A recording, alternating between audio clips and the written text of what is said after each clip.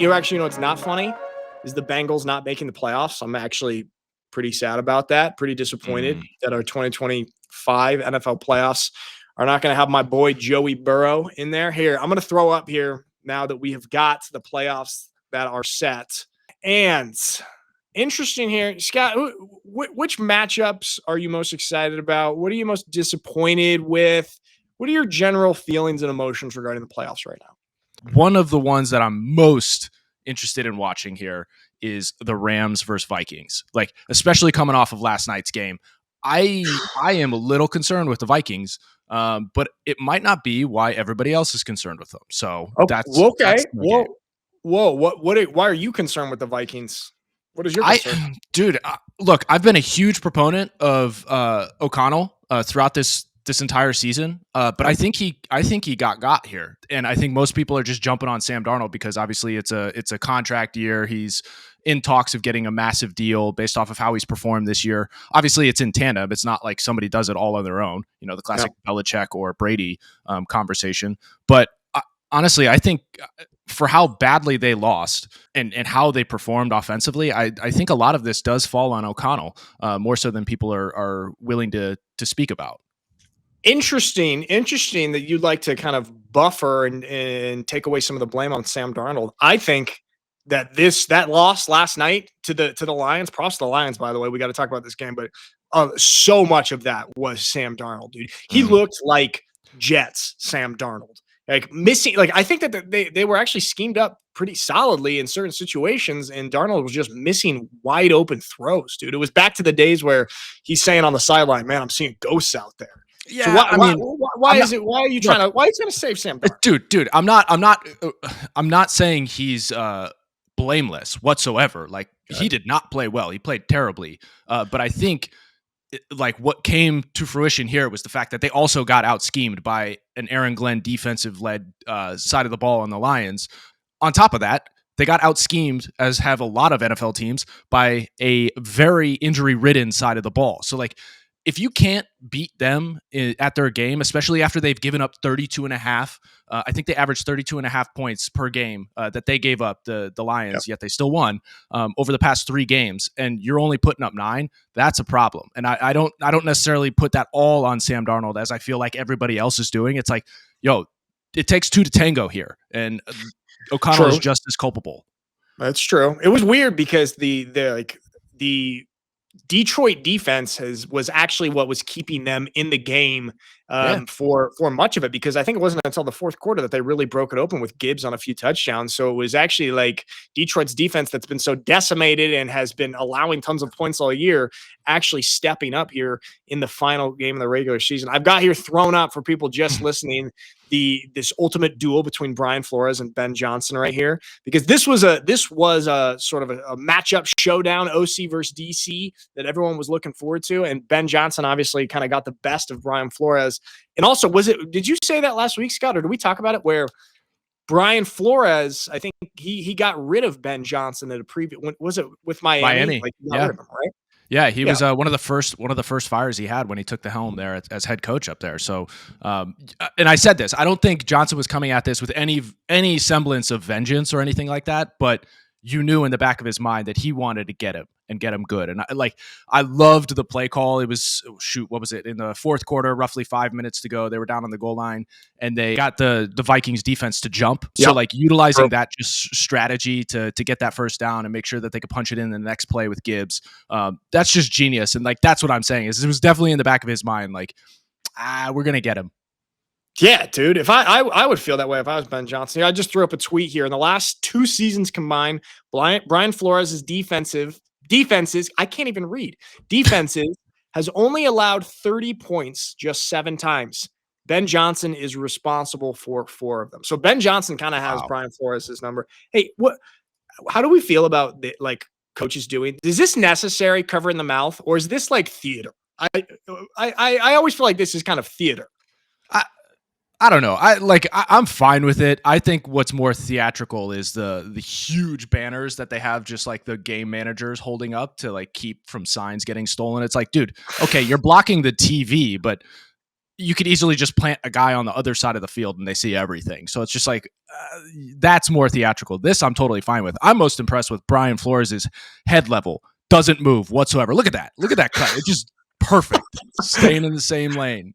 Really stable head movement. That's how you call a play. That's a play caller right there, huh? That's what makes you a play caller. Do they really think they have guys reading lips from across the stadium with binoculars? Who's fully on staff to read lips and put together and decode these play calls? I mean, did you hear about Michigan last year? I know. How dare you taint the name of Jim Harbaugh? How dare you? Yeah, he had nothing. He knew nothing. He knew nothing. So you're right, he knew nothing. I can't tell if you're being sarcastic. He knew nothing. Man's a saint. He said, "Dare you disrespect Jim Harbaugh?" We don't disrespect the Harbaughs in this family. But okay, I want to go on to some of these the firings that happened, and one of them just happened. But because we're on the Lions-Vikings game, I do want to bring this up, the Sam Darnold stuff, because like before this game, the conversation was that he is about to get a $50+ million a year contract off this season that he's got. And, I just threw up a meme here. I don't know about y'all, but Sam Darnold looks like Sam Darnold again. Do you think that this performance in this game, which is obviously the biggest game of the season, slides him back out of that conversation, and that he is maybe not going to be having all that hype that we've given him all this season? No. So, okay. This is what bothers me about this. It's just like the same argument that Mikey was making last week about like how flawed the NFL scouting system is, or the scouting system is. It's like, oh, one game can really change your outlook that much. It's like, look, Sam Darnold has played lights out this entire season, and to lose millions upon millions of dollars for them performing the way they have, going 14-3, making it to the playoffs, I just find it asinine. Okay, fair. But what if then they go to LA and they're playing Matt Stafford and the LA Rams next week? They go to LA and he has another really bad performance, 2 back-to-back poor performances, and they lose. In this magical season of the Vikings, of the savior Sam Darnold, it's over. Then does the conversation switch? Then do you rethink that this conversation around that contract? Sure. Yeah, it shifts a little bit, but I still don't think it eliminates everything. Again, this bothers me that everybody's like, oh, we'll test out JJ McCarthy and go, I don't know, 7-10 next year with a rookie quarterback, as opposed to like potentially having another shot and running it back with a guy who got you to the playoffs in the first place, got you to a 14-3 record in the regular season. Like this kind of conversation just pisses me off to no end, because it's just like, okay, if you string together 3 bad games, then it's a serious conversation. Then there's something real here. But like until it's 3 games in a row, I'm not writing anybody off. I agree with Scott. I think the body of work speaks for itself more so than 1 or 2 games can negate the whole thing. Now, I do agree. Big games, it's crucial. You have to be able to perform these big games. You kind of look like Kirk Cousins, can put together a great regular season, okay, but he never puts together playoff wise what we've seen so far. But he still gets these big contracts, because he's able to put together these bodies of work. So it shouldn't be different for Darnold. Yeah. Well, okay, that's fair. It is about the body of work, but these big time game, that was, for all intents and purposes, a playoff game, because that made or break them having the 1 seed or the 5 seed, having a home playoff game, or being the 5 seed and going on the road to LA and playing the Rams. And wait, can you put the playoff bracket up again? Because I want to see if they had one. Who are the Lions? Obviously they have a bye, but who are they potentially? Yeah, who are they potentially playing? Yeah, the Lions are gonna. Let me throw this back up here. Oh, you know what? Hold on. Exit it out. I exited out. Here we go. There, you got it.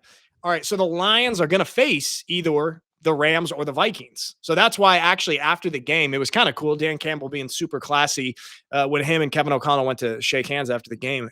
Campbell was like, all right, man, I'll see you in 2 weeks, basically implying you guys are going to win and we're going to be back battling each other here again at Ford Field. It's going to be kind of like identical to that previous game. Thoughts on that? I'm not going to pat myself on the back here, but I did say that the Lions were going to spank the Vikings. Dialing it back, had Van Ginkel picked that ball off and taken it to the house, which it was very easily could have done had he had or not had Butterfingers there in the top of the 4th quarter. Like, this is a completely different game. They would have gone for 2 most likely in that scenario to tie it up at 17-17. And this, I think it would have been a shootout because, like you said, the Lions really didn't get their offense going and Jahmyr Gibbs going, at least scoring touchdowns. Because until the fourth quarter, until after that moment is when Jahmyr went moving, and then momentum fully went to the side of the Lions after that. There's something to be said here, and I think the Vikings, regardless of Sam Darnold not playing up to his caliber as he had throughout the season, or O'Connell coaching to the same caliber as he had all season, I think they're going to outplay LA in the end, and they will have that rematch come week 2 of the playoffs. I don't know. Let's see if they get right this week. They played them earlier in the season. They lost to them, I believe. Let me double check that. They lost to LA 30 to 20. Week was that? It was week 8. So 2 months ago, or about 2.5 months ago. I mean, it's different. And that's also when the Rams were kind of struggling. Since then, since their bye is when they got hot. Like they really, the back half of the season, they're kind of hitting their stride right now. Yeah. And I was gonna ask, like, you probably don't know this answer off the top of your head, but like also when the Rams beat the Vikings, did or did they not have Puka and Cooper healthy? Because I know they were out for a majority of the first half of the season. True. That's actually a good question. Hold on. Let me see right now if I can do that. I'm checking the box score right now. Yeah. If they had Puka in that. Puka was in. Yeah, Puka was the leading receiver. Okay. So that was like right about the time when he was getting his receivers back. All right. So we got this. There's a very high possibility that the Lions and Vikings have their rematch, and maybe the Vikings can figure it out. I do think I'm with you on both of you guys on the point that we can't just take away all the props that we've given Sam Darnold this whole season for one game. But if there's 2 games, I'm thinking I'm rethinking it a little bit. I'm thinking more in the maybe I still want to. If I'm the Vikings, I still want him. Still want to sign him to a solid contract. But maybe I'm thinking more of a Baker Mayfield style contract, that $100 million over 3 years, and not a Tua contract where he's pushing $53 million a year. Totally fair. Totally fair. I don't think the Vikings should hamstring themselves like, say, the Jaguars did. On multiple levels, but with Trevor Lawrence and just banking on the fact that he'll take that next step, because that's not always a guarantee. But with Sam, the way he's performed, he has earned a level of contract like Baker Mayfield. And who knows? Yeah. Maybe there are elevators on that in how they – I don't know who his agent is, but I'm sure that they'll consider that in this next step. And I'm sure the Vikings will be open to something like that. But going back to this, okay, we saw the CFP, right? We saw how that all played out. There's this question right now. Are buys really beneficial for teams? Like, obviously, yes, you get the rest time, you get to heal up, you get to scheme and study film even further, which is great. But we all know if you take some time off from hitting, like getting back into that, it takes a second. So like, what are you guys think on that? That's a great question, because that's like kind of part of the conversation with both college and the NFL right now. I think it depends on the team and kind of where that team is at situationally in their season. For example, I think it's great for the Lions that they have this bye right now. That game against the Vikings, that was crucial. They had so much at stake because they had the opportunity to earn this bye. Now they get an extra week of rest. This is a team that's in dire need of rest. They have the most guys on IR in the NFL. So for the Lions in this situation, this is massive. However, for a different team that's maybe in a different situation, maybe a team that's not battling so many injuries and they need to keep that momentum, like, for example, the Rams, who have good momentum right now, I wouldn't really want to buy. I would want to keep that weekly rhythm. And then we saw that in the CFP with a team like Oregon, who didn't play for 2 or 3 weeks, and also seeing how every single team that had a bye in the CFP lost. So that's where I stand. Where you guys stand? Okay, well, I'm going to say, playing devil's advocate here, you're on the Lions side. Yes, they may need rest. They may need to shore up those injuries and everything like that, get healthy and all that.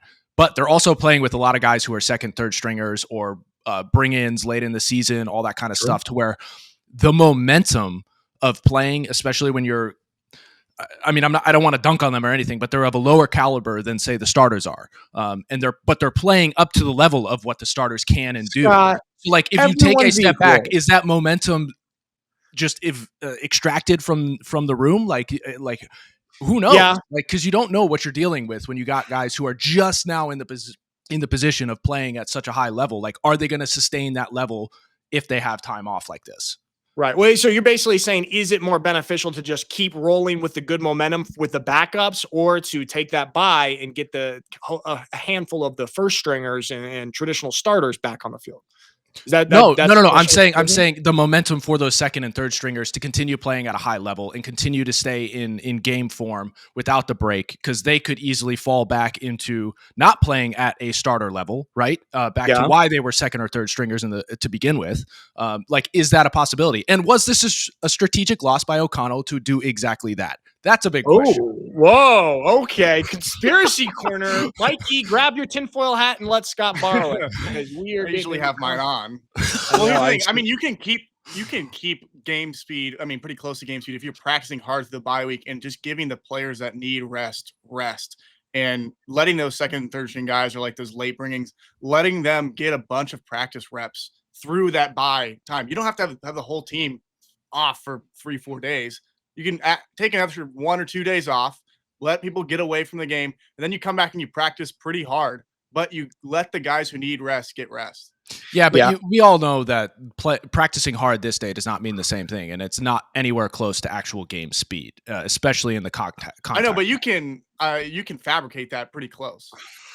I think it depends on the culture that the coach has set, actually. I think that some coaches maybe have the ability to make, and actually I've seen that with my own football career of like, can the coach keep that kind of, like, I don't think tension is the right word, but maybe intensity through a bye week late in the season.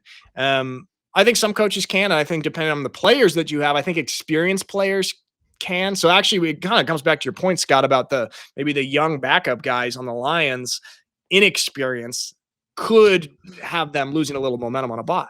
Fair point, though. It does start at the top, the culture, everything. You got Aaron Glenn, like I mentioned before, just having these guys playing lights out and to a level that they're, frankly, not accustomed to playing at. So, like, yes, he's instilled that intensity, and then you got DC, who's only instilling it on both sides of the ball and the team at large. So, like, fair point. If anybody can do it, it's definitely the Lions coaching staff to keep them ready to go. You're being nice to those guys. The Lions have the guys that they have on the field.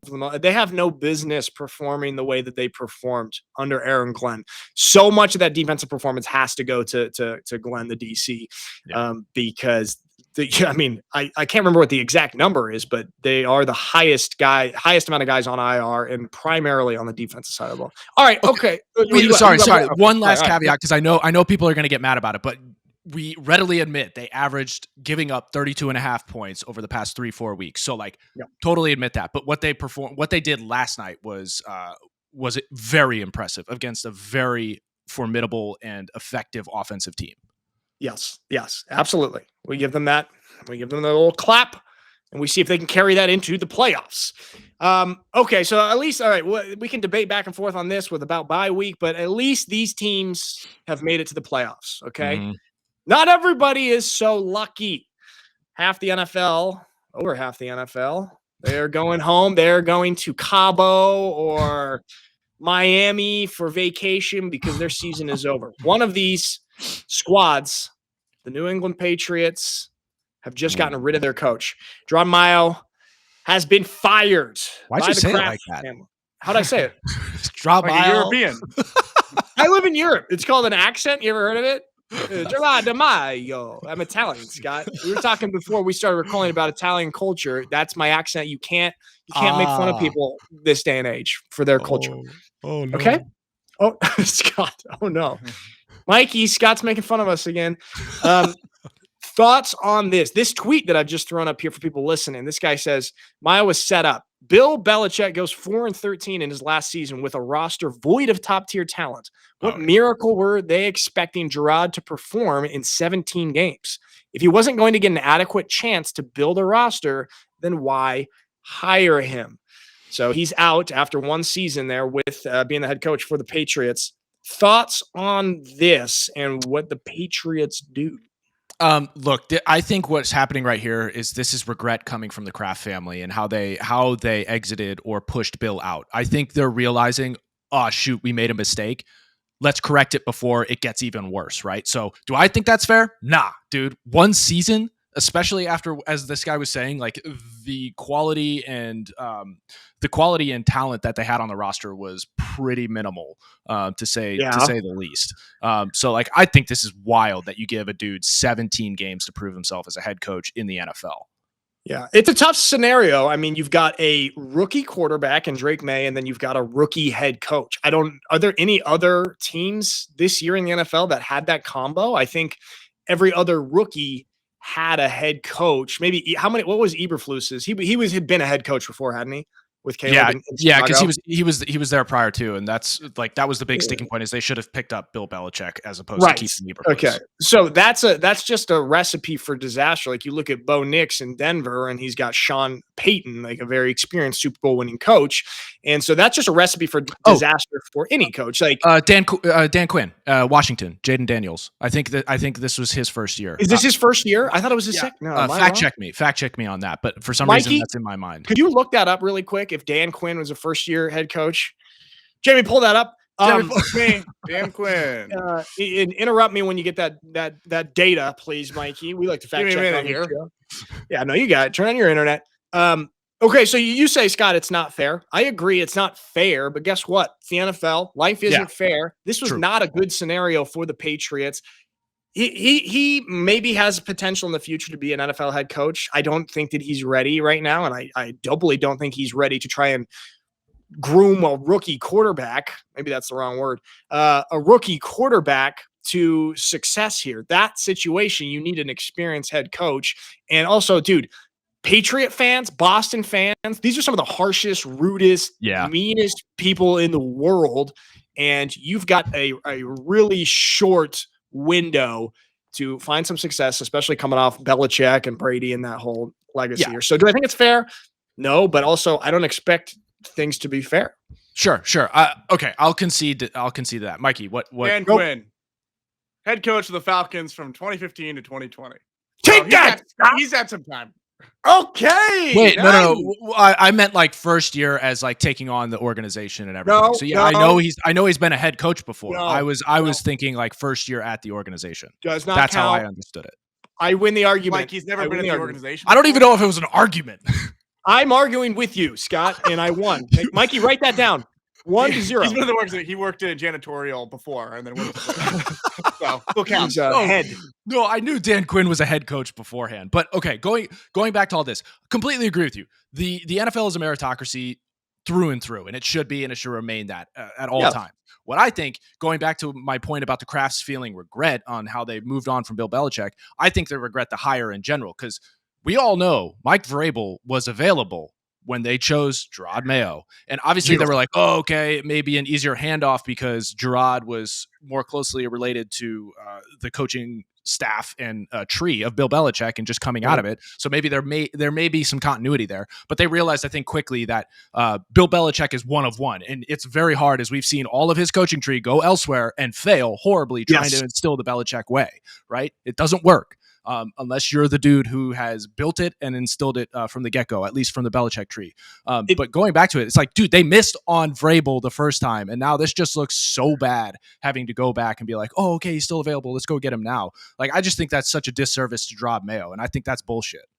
That's all I'm saying. Yeah, I don't know. It is a disservice to him. That sucks for him. But you know what's interesting? All of the coaches who coach under Belichick, like, They are not successful. And then many of the players, however, who played under Belichick are successful in their own right in different. I know it's not coaching, but it's like Brady's successful off the field now. Julian Edelman, Gronk, Vrabel, he's in the coaching world too. So if you coached under Belichick, you're incapable. But if you played under Belichick, you're capable.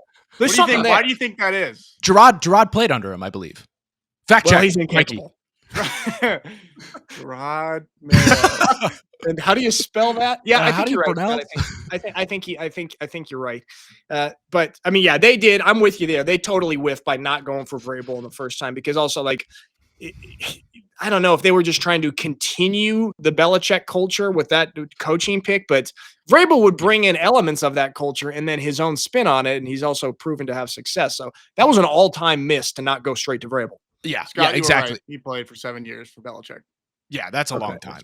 But for all intents and purposes, if you wanted to have continuity and some easy handoff, like go with the guy who has head coaching experience. That's why I say I think they're having serious regret. And also part of this that really gets me mad, and I understand it. This is their business. These are the owners. They have so much money invested in these organizations, so they can do whatever they want with that money and with their organizations as they see fit. But like what bothers me is the fickleness of these owners. It seems in a lot of these firings, and specifically this one, and for Kraft, who may have been blessed with the best player of all time and the best coach of all time during his ownership.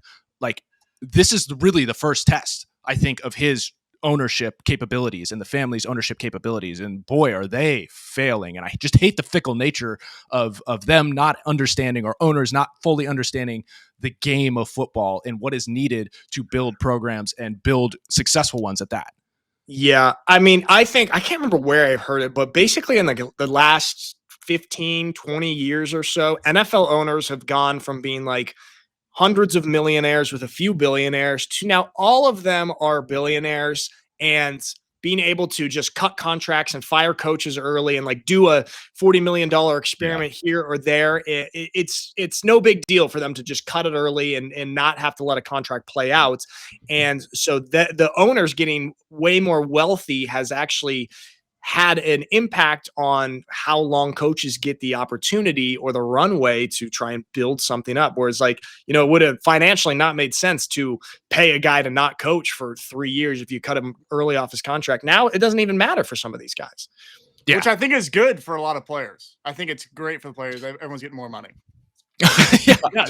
Yeah. There's that huge benefit to the NFL and the organizations being run more closely aligned to, say, businesses. When you realize there's a sunk cost, you cut that, or you eat it, and you just move forward and you move along. And like, there's a good element to that, as Mikey's saying, is like people start getting paid probably what they're due, and probably get those benefits post playing that they deserve based on what they generated for those organizations and for the NFL brand at large. But it just frustrates me because the fickle nature, as I was speaking to, starts to seep in a little more as well. And the game of football kind of falls by the wayside a little bit. Oh, I think it's horrible for the culture, but everyone's getting more money. You can't really be that mad. Yeah. Well, what's more important, culture or money? That's the real question. Mike, what's your answer? You know my answer. There we go. I know it. All right. Speaking of a guy who went and got a bunch of money, but maybe went to a place that doesn't have as good a culture, Tyreek Hill. So left the Chiefs a few years ago, and he's now saying that he wants out. He's basically, I'm out, bro, of Miami. Let me play this 30-second video real quick. This is my first time. I haven't been in the playoffs, man. So, I mean, for me, like I said, man, I just got to do what's best for me and my family, dog. If that's here, or that's wherever the case may be, man, I'm finna open that door for myself, dog. As I'm opening the door, like I'm out, bro. So he's out. It was great playing here, but You thinking about leaving here? if it is, hey, yeah. So there we go. Tyreek, well spoken he is. Really good at articulating his thoughts and answering questions when asked. This is interesting. Tyreek, he kind of had it made in Kansas City, playing with one of the best quarterbacks ever. They're going to go on another Super Bowl run, and he left, went to Miami, probably thinking, oh man, they're screwed without me, the fastest wide receiver, best deep threat here in the NFL. And the Chiefs have been better off without Tyreek Hill. And we talked about this a couple times on the show, of like teams not having that big diva ego wide receiver, or maybe having just a handful of solid receivers, and this actually benefiting quarterbacks. Yeah. When we even talked to, I think it was Jadrian, when we did the interview with Jadrian, talking about, as a quarterback, that puts a bunch of pressure on you to get the ball to your diva wide receiver.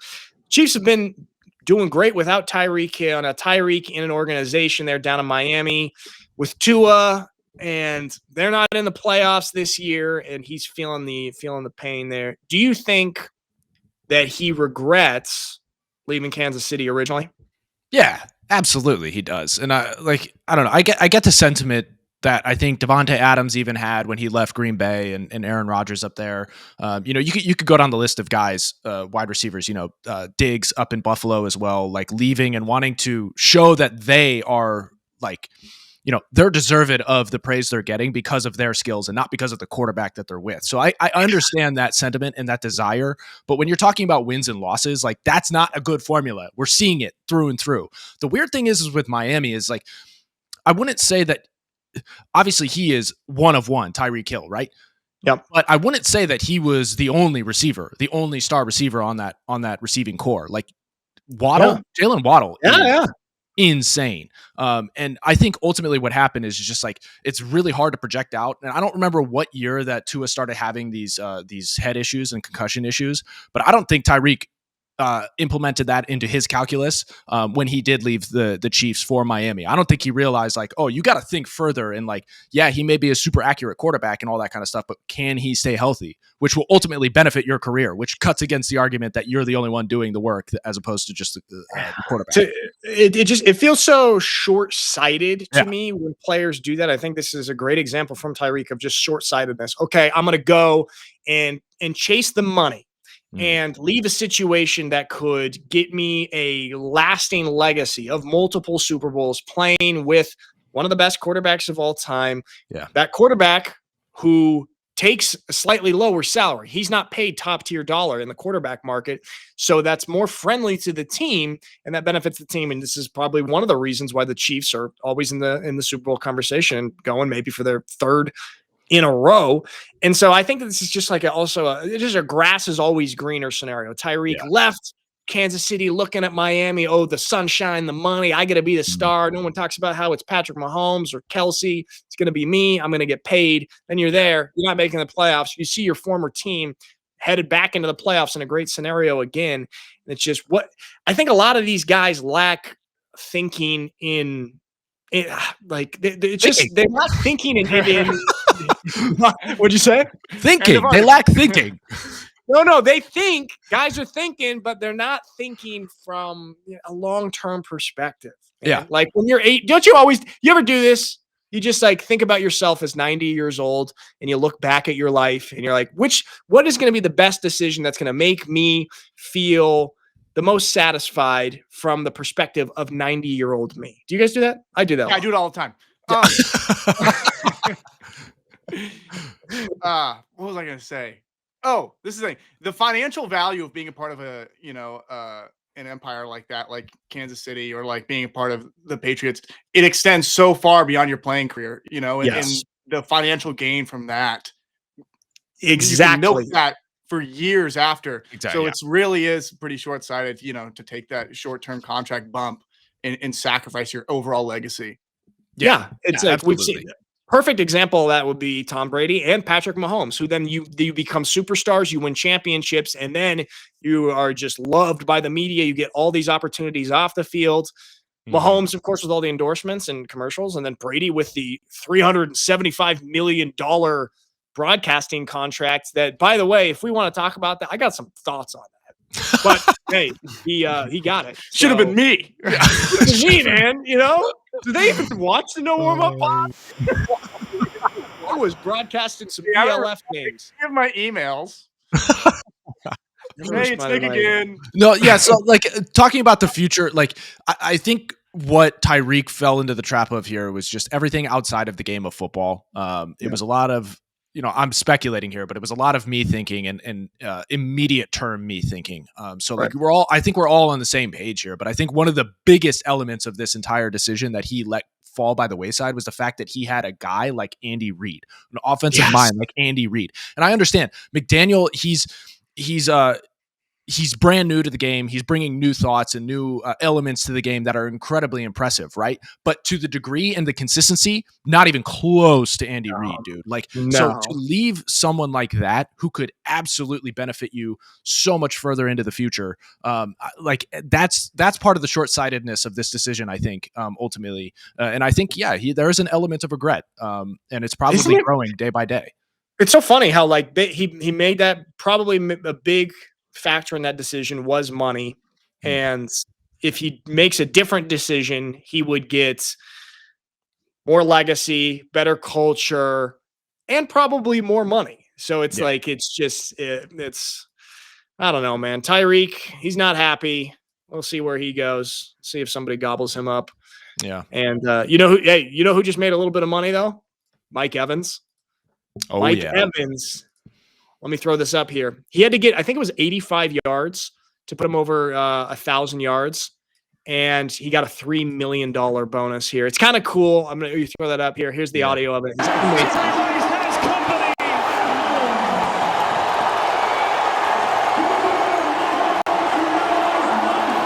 That's cool. I mean, it's cool to see. Yeah, go ahead. Sorry. I was going to say incredibly impressive feat. Like I think it's 11 seasons in a row that he's had over 1,000 yards. Yeah, that's nuts. So he's tracking behind Jerry Rice, which is wild to talk about. But like before we get into like talking about how cool this is and the incentive based aspect of things, like one, I love the team that they were trying to get the dude paid, which is cool. Right. But something inside me always just kind of like is a little irked because this day and age, I think I put this out there to you guys earlier, but like, should we have a before 2015 record book and then an after 2015 record book? Because the game is so different, so vastly different. Dude, absolutely. Because it's comical that we're even comparing. Yeah, because it's like what Jerry Rice did in the era in which he did it. There are very few words to express how insane that was. Yeah. And putting that into today's numbers where the passing game is, I don't know, 60 to 70% of the game almost on some offenses. It doesn't feel like those things are apples to apples. So one, got to give him his flowers because doing that many years in a row, nuts, absolutely nuts. But at the same time, like, let's not get these things twisted here. What Jerry Rice did was absolutely insane. Yes, I'm with you 100% on that. I mean, there needs to be like kind of a revision here and that there's a modern era record book. Also, this is cool, but it also gives me the vibe. Okay, he always gets that 1,000 yard season. It also gives me the vibe of like Mike Tomlin never having a losing season, always being 9-8.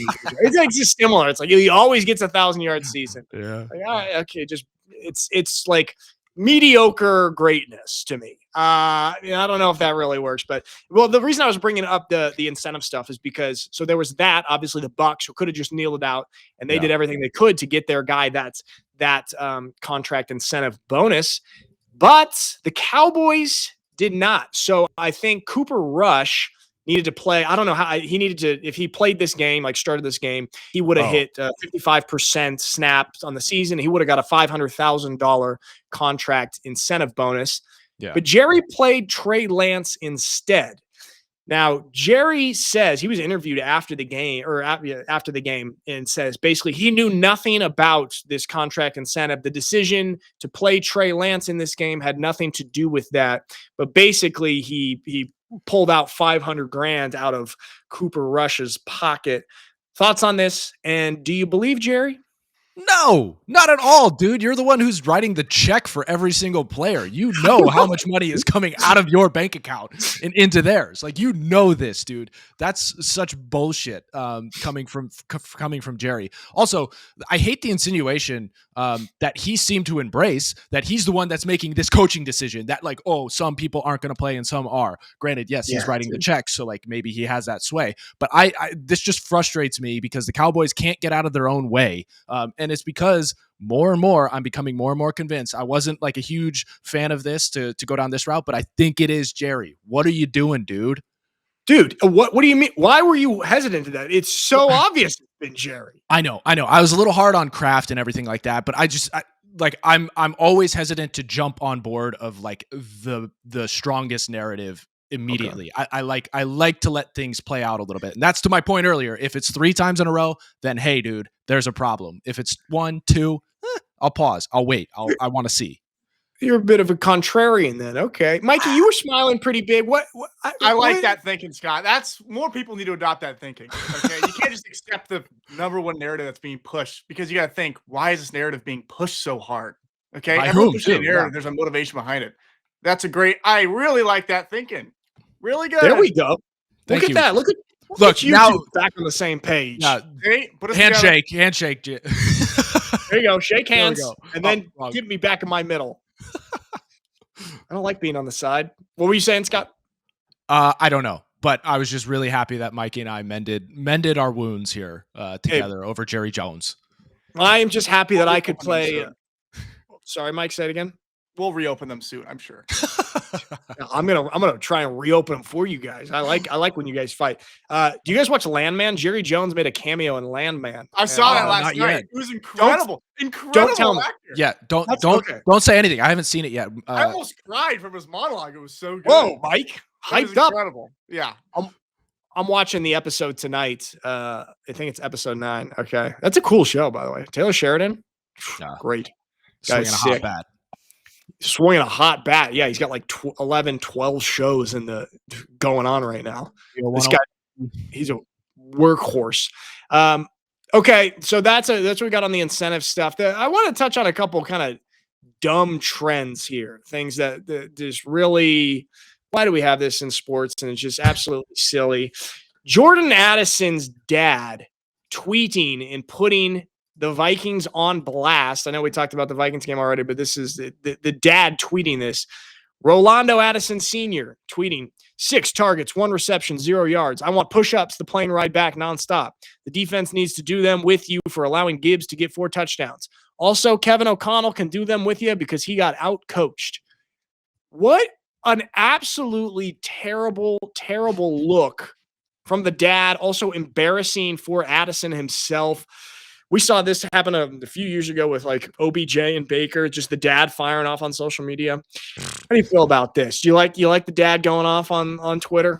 Look, I'm not. It has nothing to do with the take necessarily, because I also was saying O'Connell may have gotten out coached here, so like I kind of agree with him there. But also, what's really just grinding my gears is just parents involving themselves in grown-ass men's endeavors, right? And their conversations and their relationships with professionals, their professional relationships. Like, get out, man. Like, the parents need to step back, get off Twitter. Like, you don't need to deal with this. Like, celebrate the fact that your child has gotten to a point. Yes, you obviously gave him the foundation to probably get to that point, but that doesn't mean that you take the glory or the shine or the spotlight from them because they're there. Like, celebrate their successes, even though they may not have gotten catches during one game. Like, dude, this is a single game in the season. This is what's bothering me at the top too. It's just like, parents, jump off. Like, once your kid gets past a certain age, get out of the conversation about their life and everything. Like, this just bothers me. Even when they're younger, okay? I used to ref youth CYO basketball, and there was nothing worse or more traumatic than the damn parents who were just apparently so passionate about 3rd grade basketball that they're going to come and scream at a 16-year-old ref official. I have PTSD here. I mean, I can talk about this for a long time, but the parents need to step out. Oh, whoa, it was a huge bee. Woo, hold on. Okay, we found Nick's fear. But dude, no, okay, I completely agree with that. Like, even at a younger age, I feel like the culture of parents and their and kids in sports is just, it's becoming, I hate using this word, but toxic. It's like, it's just a venom that they spew, and they're living vicariously through their children. And now they're taking it not just from the court or the field of play that their kid is playing at, and they're screaming at a ref or something along those lines. They're taking it to the world and billions of people seeing it. And it's just like amplifying this narcissistic, even though it's guys underneath this, like, being proud of your child. It's like, dude, you're taking their flowers and you're taking their spotlight. You need to grow up, take a back seat, and again, be like proud in a sense that you're seeing your child succeed and pushing their life to the limits. Nick, you're like, I mean, imagine, okay, these are adults at their job, they're professionals at their job. Imagine if you were working in an office job and your mom or dad comes in and starts making a scene. Give him more reports to do. You guys give him more PowerPoint presentations to do. It's the same thing. Just because it's a football stage doesn't mean that the lines are any more blurred. That is a good bit right there. Hey guys, I'm back. Sorry for the disturbance. Was it a big fuzzy one? Was it a fat fuzzy one? Dude, there is like a hornet's nest or something that lives on my balcony. I have the window open right now, and I swear to you, these things are like this big. It's terrifying. My heart rate is 191 right now. Okay. But I'm back. There's been a disturbance in the kitchen. There's been a disturbance. That's a great point, though. And Mikey, that's also a hilarious comedy bit of like parents involving themselves in a child's regular job, like an office job. It's not different. That's psychotic. Yeah, that's what I was saying with the professional relationship. The fact that you're involving yourself in the professional relationship of your child with their organization, their coach, and their boss. It's just like it's so backwards and so strange. Like helicopter parent to the nth degree. Like Dude. somebody clipped their wings. They can't be doing this. Yes. Also, and that just like gets worse with each generation. Like that's just been getting worse. Do you think that is that gonna turn back a little bit? There has to be a swing back in the pendulum on helicopter parents. I don't know, man. I don't know. I mean, I'm trying to fight against it, but like you see it. It's because like the cultures of youth sports have become such a way. Like we've been talking about AAU, and I mean, my wife growing up, it's like the AAU version of volleyball. Like young women and young girls are like having to play these insane seasons of volleyball in a similar fashion to AAU. It's year round. You're playing like over 100 games per year. You're traveling like every other weekend to distant, like great distances and everything like that. It's just like, I get why parents are so invested, is because they see the potential payoff and the investment that they're putting into it right now. But at the same time, like, be an adult, like, dude, act as one. Yeah. That's wild to me. Do you think, like, you're a parent, could you imagine having the thought like, oh, there's going to be a financial payoff for me and my family if my daughter gets really good or my son gets really good at this sport, and so I am going to make our entire lives about that? Can you even imagine? Like, that seems so, it's crazy to me that parents do this. Yeah, it's incredibly shallow and vapid to view your child as solely an investment, right? Yes. Now, if you talk about it being like, having a kid so that like, one, you're helping give them the gift of life, and you're hopefully raising them in that fashion and like trying to develop them so that they can enjoy their life and navigate the world appropriately. Like, and then at the end of your life, you have somebody that you've helped mold that will then give back to you to help you in your later years. Like, that's a little different in terms of investment, right? Because that's like emotional, that's deep, right? That's something way beyond monetary. But I feel like parents this day, and it's because of the culture, they just get caught in that fly trap of only viewing it in that sense, and only thinking that that's the way that they're going to gain that emotional investment aspect of things later, because they're financially set up and their kid is financially set up. It's such a weird approach. If you look at your child as for the financial ROI, then you're a psychopath. But if you look at the emotional ROI, then you're a good parent. Okay. That's how we can leave that. Okay. So Scott, you can work on that emotional ROI with your 1.5 children. Good job. 10% a year. Guys, breaking news as we are here on the show. Doug Pederson, head coach of the Jags, fired. Axed. I mean, this is not that surprising, in my opinion. Scott, thoughts on this? Here, I'm gonna throw up the tweet real quick.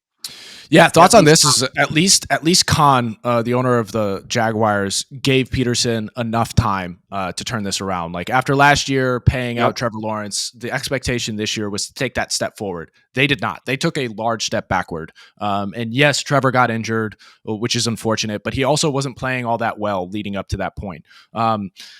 So I think that he gave him enough time, because I think he was there for what, three, maybe 4 years. I think it's 3 years. Yeah. At least 3. Yeah, at least 3. So that's plenty of time and runway to get the ship corrected. And obviously they had a playoff win last year, which was very impressive. Yeah. So I don't know. I think he had enough time to take that step forward, get back into the playoffs and perform at a higher degree. But the step back was too large to ignore. So I think he had plenty of time to get the ship right, as opposed to Gerard Mayo in that sense. So like, I'm not terribly surprised about this. You know what's interesting? All right, the top 5 highest paid quarterbacks in the NFL: Dak, Joe Burrow, Trevor Lawrence, Jordan Love, and Tua. 4 out of those 5 are not in the playoffs this year. Just goes to show, if you pay your quarterback top dollar, especially some of these guys that are not the elite of elite talent. Like, I can understand if an organization wanted to pay Patrick Mahomes whatever he wants, but it's like, Dak, $60 million. Like, the team is handcuffed and hindered by that contract. And we saw it this year, and we've seen it also with some of these other. And I think the Trevor Lawrence contract creeps in there with Jacksonville as well. Yeah. Yeah. I mean, it's becoming a a bigger and bigger problem. And I think ultimately what's going to happen is the salary cap was actually implemented. I think it was the late 90s or early 90s, excuse me, late 80s or early 90s. It was implemented in order to keep quarterbacks from just team hopping. So that like, I think there's going to be a readjustment with the salary cap, and the quarterbacks are going to have their own salary cap, and then teams, the rest of the team at other positions will be able to function under a different salary cap. Because right now we're just seeing it too frequently where with all of those people you just mentioned right there, they're just eating salary from a team and they can't get under them or can't get out from underneath that cap and that burn that they're giving to the quarterback. So like there needs to be a separation here if the pay is going to continue to go to the moon. That is actually a super interesting idea to basically have its own a quarterback salary cap and then the remainder of your roster salary cap. I actually think something like that is pretty smart because, the quarterback position is so important. I mean, it makes or breaks if football is good and entertaining and watchable. And these teams need to be able to go after the best quarterback that they can and not be hindered by this or think like it kind of brings it back to the Minnesota Vikings situation here with the Sam Darnold situation, or do they go with JJ McCarthy because he's going to be cheap, or do they sign Sam to a long-term contract right here? I mean, if you had that, then I think the question, if you had that quarterback only salary cap, I think it's a no-brainer. Of course, you sign Sam to the big contract right there. But because it's all under one umbrella right now, some people, maybe it's not the most popular theory, are thinking, okay, maybe they go with JJ McCarthy because he's on that rookie contract. Yeah. That just bothers me. Again, it goes back to talking about I'm sitting on a fence here because it's like, yes, you guys made the argument about, the NFL draft process and the scouting process is broken and all that kind of stuff. And they're just basing things on hype. But then I'm also on the other side of like, so I was defending the potential and having to pull triggers on potential. But I think this is vastly different. When you got a guy performing, why would you move on from him just because he lost one game? Like that's just, it's infuriating to me. And going to JJ, I know you put money into him, but he's on a rookie contract. Like you're fine for the next 3 years. Develop him under a guy who's been in the NFL for, since 2018. Like, well, they might even, there's other rumors that they might ship him out, trade him because he would be the best. He would be probably the best rookie quarterback in this upcoming draft. So they might be able to get like pretty solid trade stock for him. Yeah. Yeah. Okay. Last thing. We have to touch on this. Very, very important. Stupid as hell. This tweet is the dumbest trend in football. Okay. Obviously, if you're just listening, the binky pacifiers, which is very common, especially with skill position players in the NFL right now. This dude, who is this? This dude has 2 binky pacifiers hanging off his face mask right now. And nothing annoys me more than when I see those things flying around. I don't understand how guys go through plays without having their mouthpiece in. And what the hell are we doing? It's terrifying. What are we doing here having the mouthpiece becoming a piece of swag? Mikey, you're closest to this generation here. Translate this for me to a millennial. I can't relate this. The double mouthpiece, number one, the mouthpiece, the binky style is very, sought after in the skill position. Sought after realm. Yes, it is. And I don't think doubling up on it is really making it look that much cooler, especially when you're trying to match these colors with your uniform. I think it just looks stupid. You look like a cheerleader or something trying to put your outfit together. I'm against it. I never had the binky. I found it really hard to breathe to use it. And it made me a worse player. But yeah, I think it's hilarious. The binky. Yeah. Okay, Scott? Okay, look, back in the day, I think it was Edgerrin James was one of the first guys to really bring this thing to prominence. And that, dude, Edge was an animal, man. But he only had one.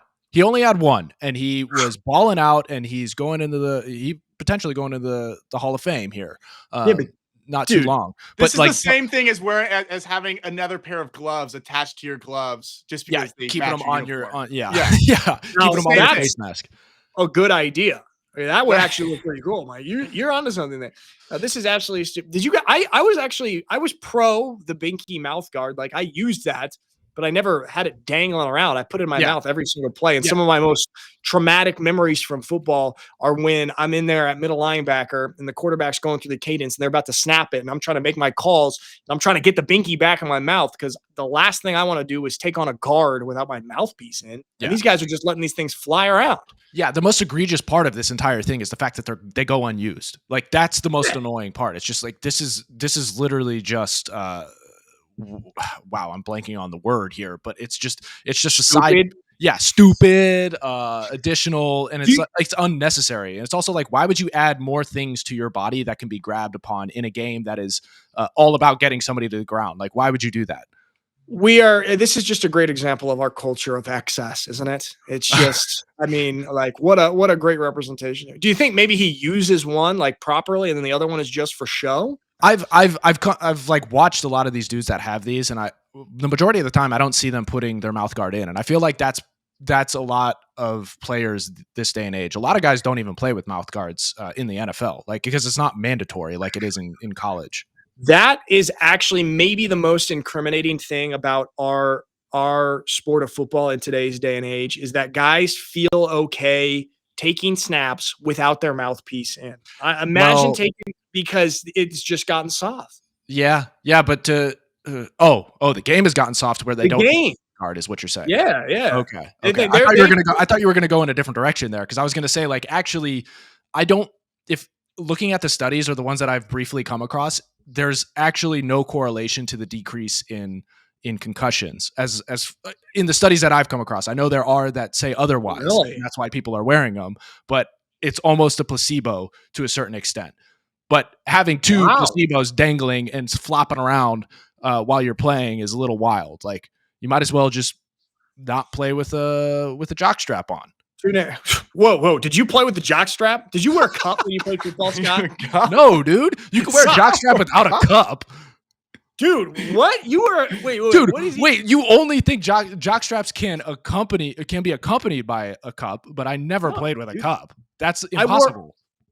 Some people did that. There was a guy in high school, the ones that never played. A Jesuit. This dude, I won't put him on blast, but he wore a cup, and I thought it was the weirdest thing ever. Freshman football, Jesuit. But no, I wore a girdle, straight on skin. No, none of this jockstrap nonsense. What is that even? What is the point of that? What are you talking about? What is a jockstrap? What do you mean? What is the point of the jockstrap is to keep the boys close and to keep them from flopping about.